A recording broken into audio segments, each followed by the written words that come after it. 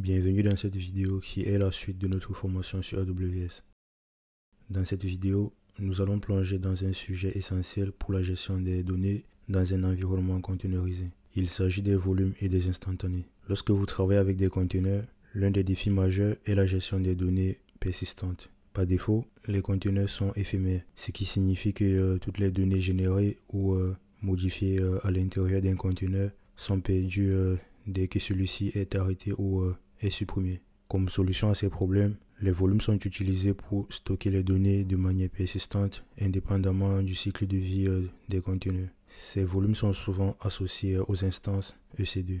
Dans le mode EC2 de ECS, les conteneurs s'exécutent sur des instances EC2 et les volumes EBS peuvent y être attachés pour fournir un stockage persistant. Pour créer un volume, on va se rendre dans ELB volume.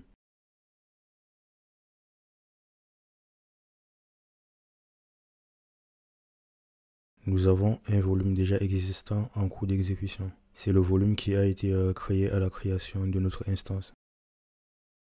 Avant de créer un volume, il faut toujours vérifier la région et la zone de disponibilité de l'instance où sera rattaché le volume, car ils doivent être dans la même zone de disponibilité pour fonctionner ensemble. Sinon, il faudra utiliser un snapshot pour transférer les données vers la bonne zone. Je vais créer un nouveau volume.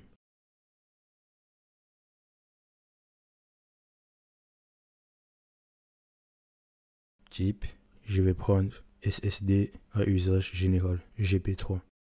Il offre un débit et des IOS-PS configurables indépendamment de la capacité du volume, contrairement à GP2 qui est basé sur la taille du volume et avec un coût plus élevé. HDD à froid pour le stockage d'archives et les données rarement utilisées. Et HDD à débit optimisé pour le stockage des logs volumineux. Et enfin IO1 qui offre des performances élevées et configurables.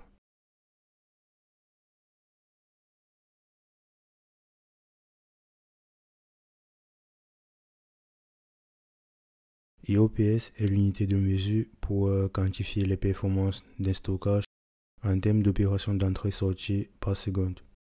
Plus elle est élevée, plus on aura une meilleure capacité de traitement des requêtes de lecture-écriture.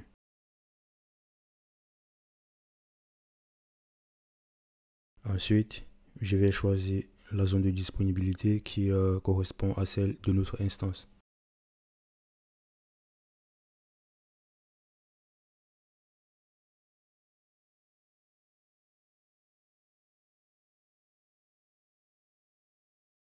Le volume a bien été créé.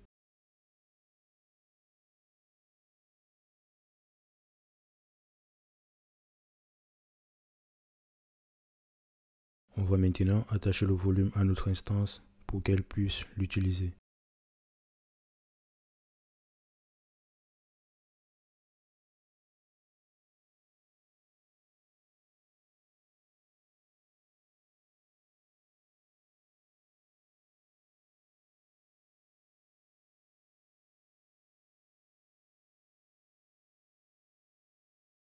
Nom du périphérique. Pour des volumes de données pour un système Linux, il est recommandé d'utiliser le point de montage Linux /dev/sdf et /dev/xvda pour le volume racine.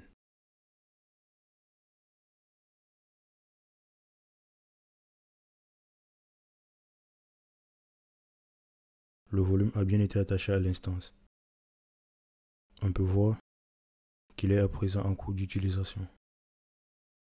Lorsque vous travaillez avec des volumes EBS dans AWS, vous pouvez être confronté à plusieurs problèmes. Des problèmes de protection de données, de migration inter-régions et zones de disponibilité, des tests de sécurité et des problèmes de reprise après sinistre lors de l'attachement de volume à des instances. Les instantanés, encore appelés snapshot, nous offrent une solution fiable pour sauvegarder, restaurer et déplacer les volumes EBS tout en garantissant la disponibilité et la sécurité des données. Nous allons créer un instantané à partir du volume. ID du volume, description,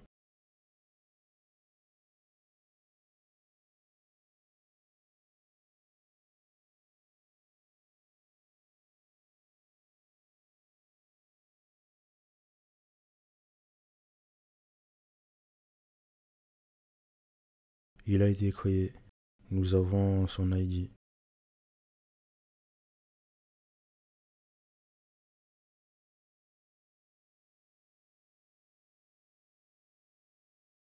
On peut le copier pour créer une copie du snapshot dans la même région ou dans une autre pour la redondance ou la migration interrégionale.